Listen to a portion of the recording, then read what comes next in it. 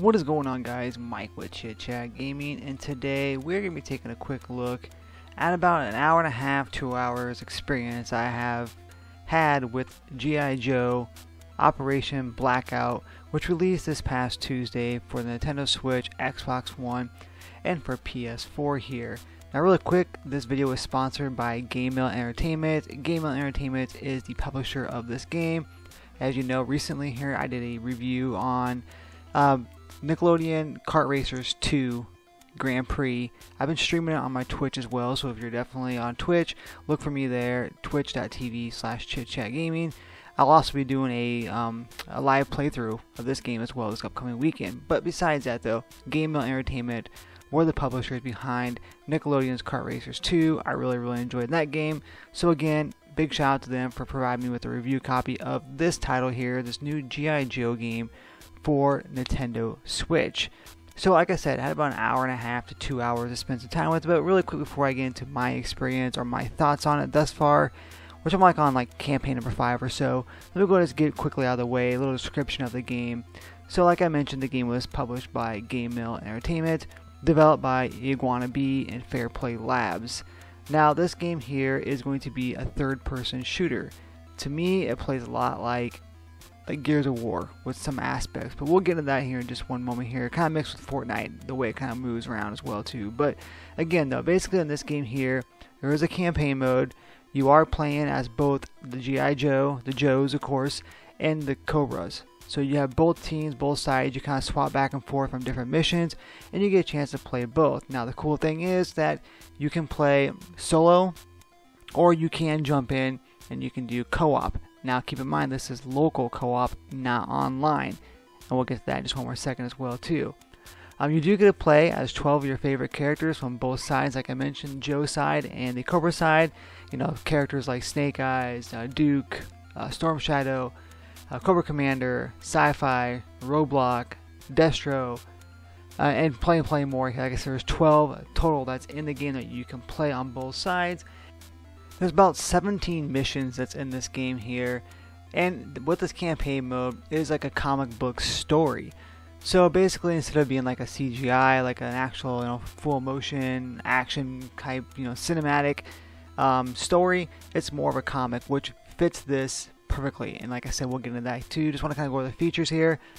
Also, there is a co-op mode in this game, a multiplayer mode, like a PvP style, that offers things like, Deathmatch Arena, Capture the Flag, Assault, King of the Hill.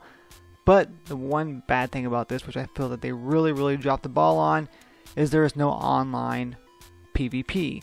It's only local, so you can have 4v4 matches, but all local multiplayer, which again kind of ruins it, because I feel like this game could have a lot more playability, a lot more replay value, with something like a PvP or PvE 4v4 style game. I think it would be a lot of fun. Something like Gears of War or Call of Duty, etc. would have added a lot more to this game. So having it local only really sucks. I did speak to one of the animators of the game, who said that due to COVID and stuff, they were in a rush to get this game done, and honestly they didn't meet the deadline and they had to put the game out. So they decided, one thing to take out was going to be the online mode, which it doesn't, it affects the game, but it doesn't affect it completely, because the game is still fun.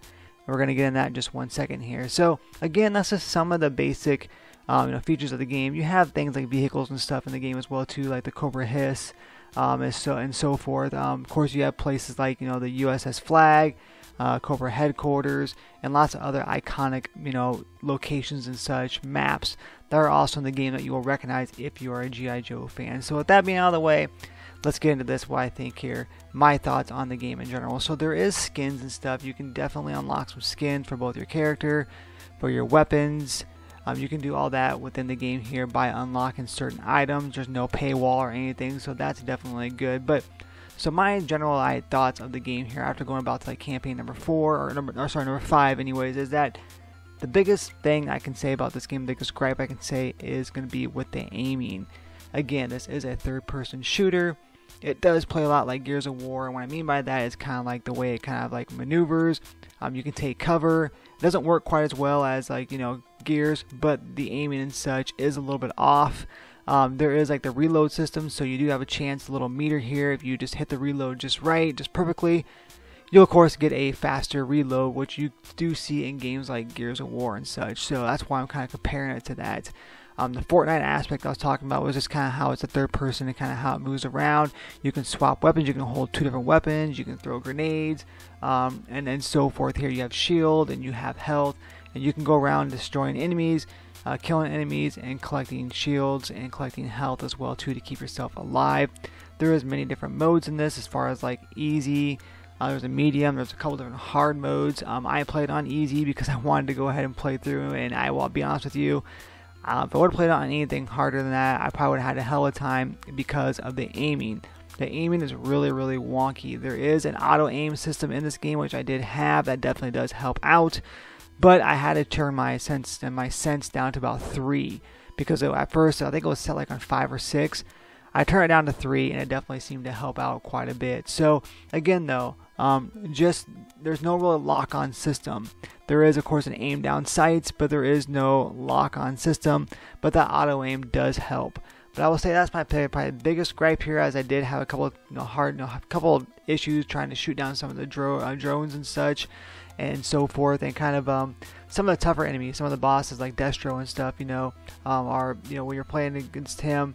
There was a couple of issues where I had as well too, like Baroness, where trying just to lock onto them, it was kind of difficult. But really quick here, speaking of bosses, they are pretty dumb. And I'm going to get into the AI here as well, because if you play by yourself, you get a computer-generated AI. And I'll be honest with you, in easy mode, it seems to help. I did jump into one mission where I played on medium difficulty, and he did absolutely nothing. Just kind of walked around with me. Actually got my way more than anything, but really maybe took a shot or two, but didn't really seem to help out at all. They're pretty stupid, along with the enemies as well, especially the bosses. They literally run up to you and just kind of like dodge right at you. I mean, and really they're not too hard to take down, but they're just on you 24/7 with all the other environmental craziness going on. That's what really gets you here. So for me though, the biggest downfall, like I said, is going to be the aiming. But again though, other than that, with that being aside, I can say this: graphically, the game does not look the greatest on the Switch. I really wanted to get this game for the Xbox One, but of course, me being a Nintendo fan, a Switch fan, and being able to play this on the go, which I don't really play too many, first person or third person games on the go too much because they're kind of hard to do on handheld mode. I really want to try this game on Xbox One X because I hear that it looks great on that game. Maybe not fantastic again. This is an independent company as well. Very, very small company, I believe out of Chile, is where the Game Mill Entertainment is kind of like developing or publishing the game stuff from. So again though, a very, very small company working on this. And one thing I can stress the most here is that the game is indeed a lot of fun if you are a G.I. Joe fan. Now, I grew up a fan of G.I. Joe. I was not a hardcore fan. I did have some of the toys and such as well too, but I was not a crazed fan, and this definitely would be for those type of fans. If you are just a person who just randomly is like, hey, I want a third-person shooter game to play for my Nintendo Switch or for my Xbox One or my PS4, it's probably not going to be the greatest experience for you, because almost like buying like a Power Rangers game or so forth, right? You really have to be into those characters to be able to actually play this game. And I'm going to say this right now, this is definitely 100% fan service. It's nostalgia. Jumping in here, seeing all these characters and such, it's pretty cool. When I first saw this was going to be released, I was like, I gotta have this. But I did think that it had online as well too. I was really excited for that. So for me in general though, guys, with everything being put aside here, the characters, the maps, the vehicles, the weapons, the campaign story, I think it is worth, I'd say maybe not the full $40 or the $50 for the digital or for the deluxe version of the game, which gives you some different skins and such. But I'm gonna say, $30 probably, which you can pick this up physically at Walmart for $33. But for $39.95, if you are a fan of G.I. Joe, I would say definitely pick this game up because you will enjoy it. And I promise that you will enjoy this as a fan of G.I. Joe.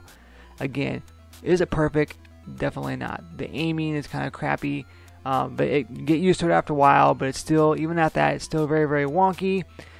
Graphically, it doesn't look the best, but again though, and the AI being stupid, but the biggest downfall is going to be no online. They dropped the ball. I repeat that over and over again. I even told the animator I talked to that that unfortunately the ball was dropped with that, because I think that I would have loved to play a 4v4 Joes versus Cobra style, team deathmatch or capture the flag, assault, all that. I think it would have been great to play. So again, though, guys, for $39.95, PS4, Xbox One, Nintendo Switch. Let me know what you guys think here. Let me know if you're planning on picking it up here. Again, on twitch.tv/chitchatgaming, I will be doing a playthrough this upcoming weekend, probably both Saturday and Sunday, 10 a.m. Central Time. So make sure you guys join in with that as well too. So again, though, leave me a comment down below here. Let me know what you guys think of the game so far, if you have picked it up. And again, make sure you like this video here, make sure you subscribe to the channel, and make sure you turn on that bell notification to keep updated with all things that is Chit Chat Gaming. And once again, this has been Mike saying happy gaming.